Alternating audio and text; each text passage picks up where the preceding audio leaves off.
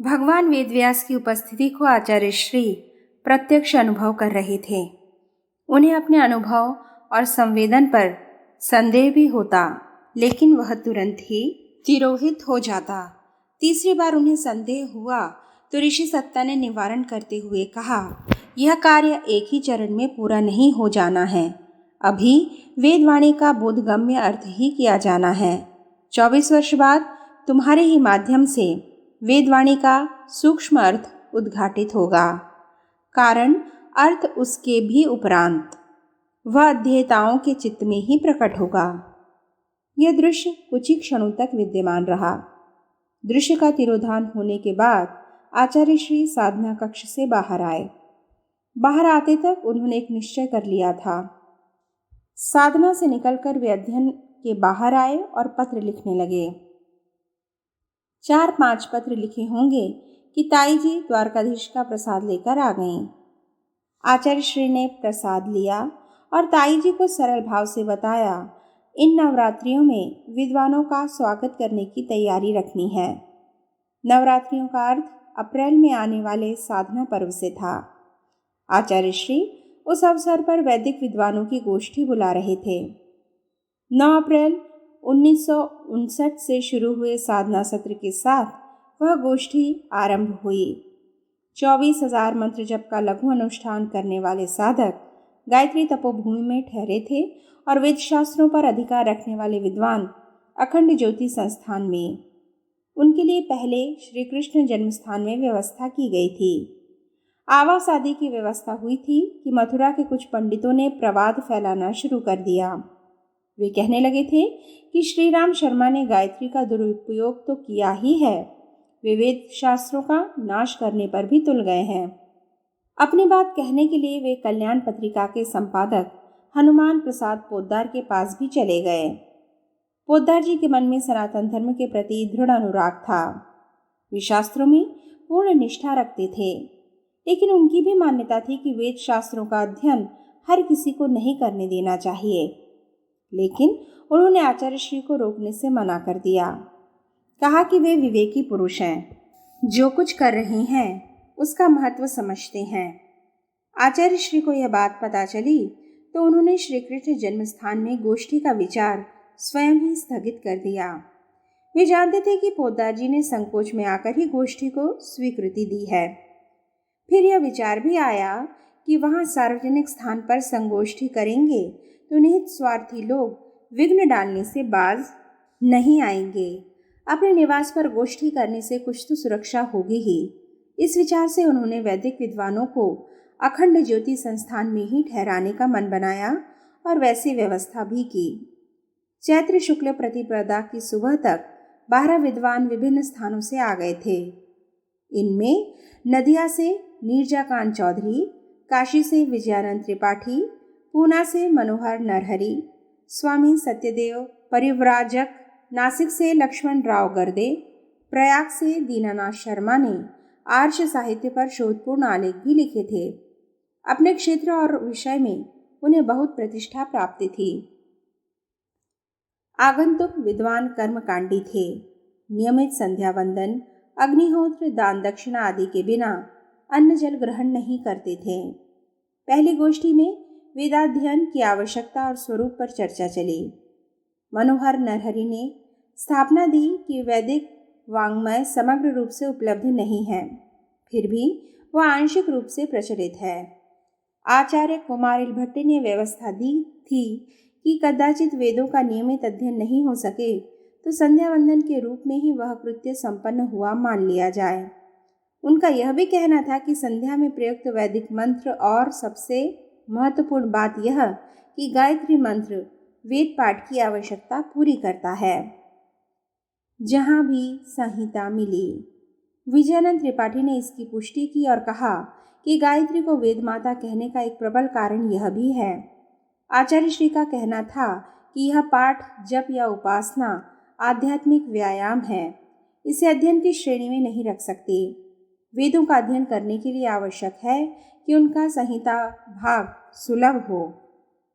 हम सब लोग यहाँ इस दिशा में कुछ करने की योजना बनाने के लिए एकत्रित हुए हैं। इसके बाद विमर्श का क्रम चल पड़ा। इन विद्वानों ने अपनी जानकारी के अनुसार जो सूची तैयार की उसमें 86 स्थानों का उल्लेख आया जहां वैदिक वाग्मय के विभिन्न अंग उपलब्ध थे।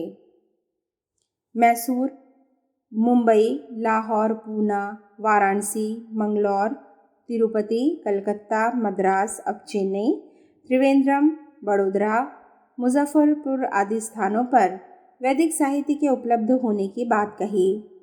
इंग्लैंड, अमेरिका और जर्मनी में भी कुछ अंश थे, लेकिन उनके स्रोत स्थानों के बारे में कोई विशेष जानकारी नहीं थी। अजमेर, नदिया और रामेश्वरम में कुछ विद्वानों के पास यह साहित्य वाचिक रूप में उपलब्ध था।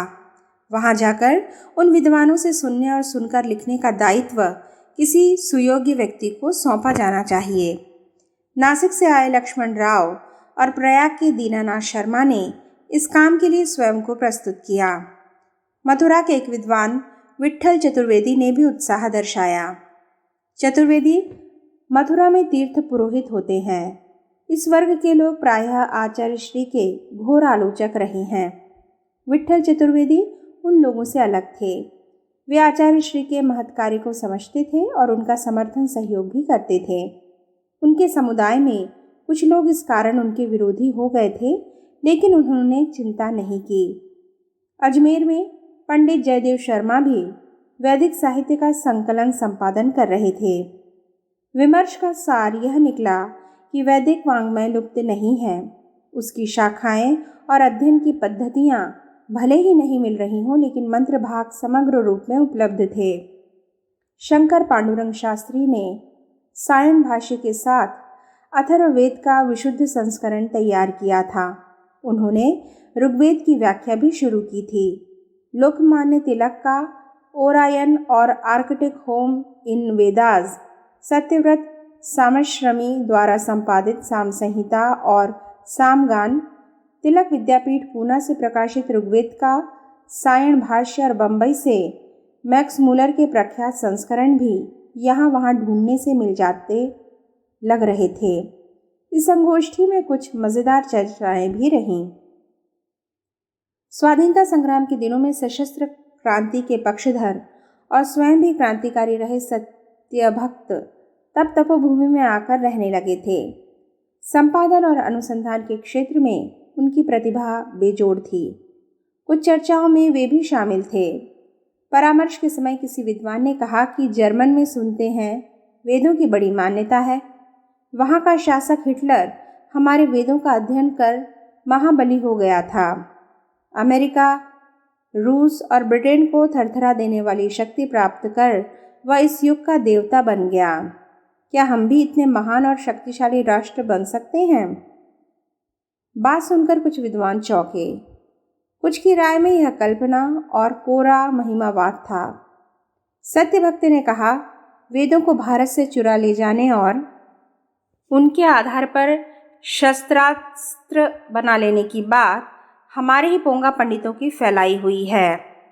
हिटलर को वेद तो क्या संस्कृत का ज्ञान भी नहीं था। सुनकर उन्हीं विद्वान से कहा कि फिर हिटलर ने हमारे स्वास्तिक को अपना राष्ट्रीय चिन्ह कैसे बना लिया? सत्यभक्त ने फिर चुटकी ली। वह स्वस्तिक नहीं, ईसाइयत के क्रॉस चिन्ह का तांत्रिक रूप है। उसे स्वास्तिक मत मानिए, और अगर आप हिटलर को वेदों का मर्मज्ञ ही मानना चाहे तो मानिए, कम से कम उसे देवता मत मानिए। रावण भी वेदों का विद्वान था। उसने वेद भाष्य लिखे हैं, फिर भी वह आसुरी भाव के कारण राक्षस कहा गया। सत्यभक्त ने आगे कहा कि इसमें कोई संदेह नहीं है कि वेदों में शक्ति साधना के रहस्य छुपे हुए हैं। उनका उपयोग कर कोई भी शक्ति संपन्न बन सकता है, देवता भी और दानव भी। यह चर्चा चल ही रही थी कि माताजी आ गईं। उन्होंने सत्यभक्त की बात स्पष्ट सुन ली थी। वे आई थीं विद्वानों के भोजन आदि की व्यवस्था पूछने। उस संबंध में पूछने से पहले ही उन्होंने चर्चित प्रसंग के संदर्भ में ही प्रश्न किया। सुनते हैं कि दुनिया के किसी भी धर्मशास्त्र में चोरों और दुष्टों के लिए प्रार्थना नहीं है, लेकिन वेदों में है। कुछ मंत्रों में चोर अपने दुष्कर्म की सफलता के लिए देवों से प्रार्थना करता है।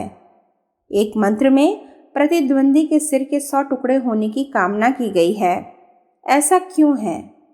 पंडित राम संजीवन ने इसका उत्तर देने की कोशिश की। उन्होंने कहा कि आर्ष वाङ्मय में सभी स्थिति और स्तर के लोगों की कामनाओं का प्रतिनिधित्व है। ईश्वर जितना हमारा है उतना ही चोर, डाकू और लुटेरों का भी है। वे अपने देव से प्रार्थना क्यों नहीं करें? वे प्रार्थना कर सकते हैं। इसलिए उनकी भावनाओं को ऋषियों ने छंदबद्ध किया। पंडित जी के इस समाधान पर माता जी ने ही सवाल किया, अगर वेद मंत्र ऋषियों द्वारा की गई रचना है तो हम उन्हें साक्षात ईश्वर की वाणी, परमात्मा का निश्वास कैसे कहते हैं? ऋषियों के रचे हुए छंद कहने से तो यह स्थापना कमजोर होने लगती है। आचार्य श्री संवाद को चुपचाप सुन रहे थे।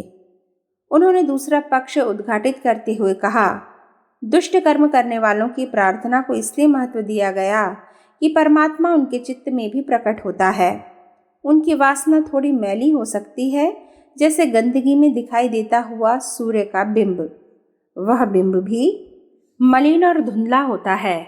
उसे ध्यान में रखते हुए जल का शोधन किया जाए तो बिंब उज्जवल होने लगता है। इसी तरह दुष्ट जनों के आत्मशोधन का उपाय किया जा सके तो वे भी अपना उद्धार करने में प्रवृत्त हो सकते हैं। आचार्य श्री ने यह उत्तर देते हुए वहां उपस्थित विद्वानों की ओर निहारा। इस उत्तर के बाद वे पर्याप्त संतुष्ट दिखाई दे रहे थे। वैदिक विद्वानों की यह गोष्ठी 3 दिन तक चली। गोष्ठी से वेद भाष्यों के संबंध में विभिन्न दृष्टिकोण सामने आए।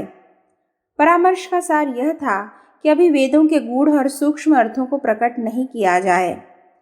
प्रचलित भाष्य परंपरा की 2 शैलियां हैं, एक सायण की और दूसरी स्वामी दयानंद की। बाकी शैलियां इन्हीं 2 परंपराओं की समवर्ती हैं। सायण की परंपरा का अनुकरण करें तो देवताओं की स्तुति ही वेदों का प्रधान विषय है। स्वामी दयानंद ने वेदों में नीति, अर्थ, उद्योग, व्यवस्था और पद्धतियों का उद्घाटन किया है।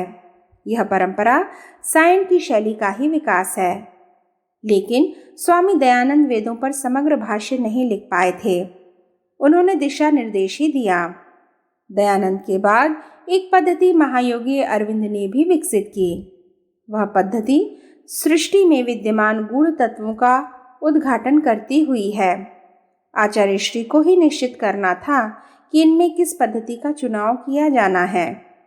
दक्षिण में संपर्क। मथुरा आए विद्वानों से विमर्श के बाद आचार्य श्री को लगा कि उन लोगों से भी संपर्क करना चाहिए जो मथुरा नहीं आ सके हैं। उन विद्वानों से मिलने के लिए यात्रा का एक कार्यक्रम बनाया। इस यात्रा में चित्रकूट, नासिक, पुरी, मल्लिकार्जुन, धनुषकोटि, श्रृंगेरी, कांची आदि स्थान शामिल थे। यात्रा में 20 से अधिक विद्वानों से संपर्क हुआ। उनके संपर्क और विचार विमर्श के बाद वैदिक वाङ्मय की वर्तमान स्थिति का लगभग निश्चित अनुमान लगा। कांची में स्वामी रंगनाथानंद एक वैदिक विद्यालय चलाते थे। उसमें सिर्फ 12 विद्यार्थी ही पढ़ रहे थे। विद्यार्थियों की संख्या कम थी, लेकिन उनके विद्यालय की विद्वत समाज में अच्छी प्रतिष्ठा थी।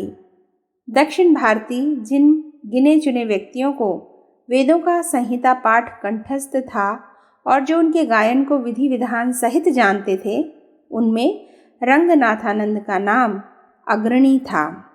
उन्हें न केवल वेद मंत्रों का संहिता भाग कंठस्थ था, बल्कि वे पाठ और गायन के विधि विधान पर भी अधिकार रखते थे।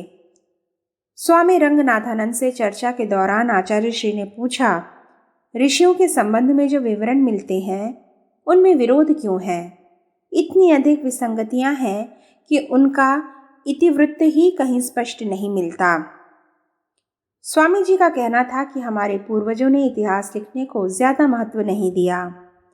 इतिहास घटनाओं और राजवंशों के चरित्र वर्णन के सिवा कुछ नहीं है। हमारे पूर्वजों ने घटनाओं का इतिवृत्त लिखने के स्थान पर उनमें निहित सत्य को समझने की चेष्टा अधिक की। उस सत्य को व्यक्त करने में घटनाओं और स्थितियों का जितना उल्लेख आ गया उतना आ गया। उन्होंने इसमें अधिक या कम की चिंता नहीं की।